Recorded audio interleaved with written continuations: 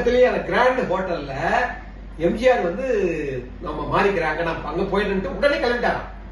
பாருங்க, அவர் போன அந்த ஹோட்டல்ல எல்லா செலவையும் அவரே ஏற்றுக்கிட்டு அவரு தான் கொடுத்தாராமே தவிர அரசாங்கம் கொடுக்க வைக்கலையா. யாரு? கொல்கட்டா மேற்கு வங்காள அரசு வந்து கொடுக்க வைக்கலையா.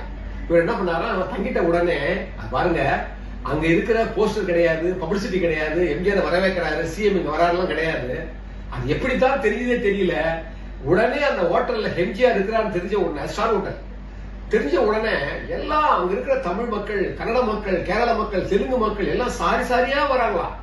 அது மட்டும் இல்ல, அந்த ஏரியாவில் திருநெல்வேலியை சேர்ந்தவங்க, ராமநாதபுரத்தை சேர்ந்தவங்க, மதுரையை சேர்ந்தவங்க எல்லாம் கூலி தொழிலாளியில வந்து அவங்க பிழைக்க போனவங்க, இவங்க எல்லாரும் சாரசாரியா வராங்களா எம்ஜிஆரை பார்க்கறதுக்கு. இன்முகத்தோட அவங்கள பார்க்கறதுக்கு தான் அங்க மாறினாரு. எல்லாரையும் இன்முகத்தோட பாக்குறாரு. பார்த்துட்டு நல்லா கவனிங்க, அவருடைய உதவியாளர் மாணிக்கு மூலமா வர்ற எல்லாருக்கும் அவருடைய